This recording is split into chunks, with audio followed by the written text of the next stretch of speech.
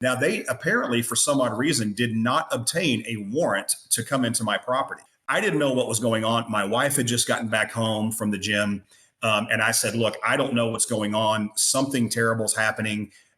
Just for your protection, you need to leave. And so what they did is they actually decided to use my wife against me. So she's leaving the neighborhood. They apparently had coordinated with the city police department here to go in some way stop her. Right, the DEA agent finally said, "Ma'am, we have agents out in front of your house. We need your husband to leave the house. We can't walk up there. He has to walk out of the house." So she said, of course, she's crying and she's calling me and telling me this, and I said, "This doesn't make any sense. I'm looking out our front window. There's nobody here." And she says, "No, they're there. I promise. You have to leave the house. They won't let me leave until you leave the house." And I said, "Okay."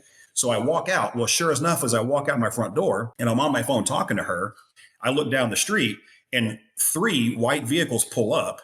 Eight federal agents step out of the vehicle, guns drawn, bulletproof vests, the whole thing. This is straight out of a movie. Wait, I mean, I could not have imagined in my wildest dreams that this was going to be happening. Okay, I cannot tell you how completely confused I was about this. And I put my hands up and I put my phone in I put my phone in my pocket, put my hands up, and I'm telling him, I'm saying, guys, I don't know what this is about. You don't need guns. I'm not armed. Please, what is this about?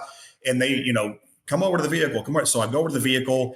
They place me under arrest. They put shackles on my wrists and feet. They place me in the vehicle and they take me up to Sherman, Texas, into the federal courthouse for booking.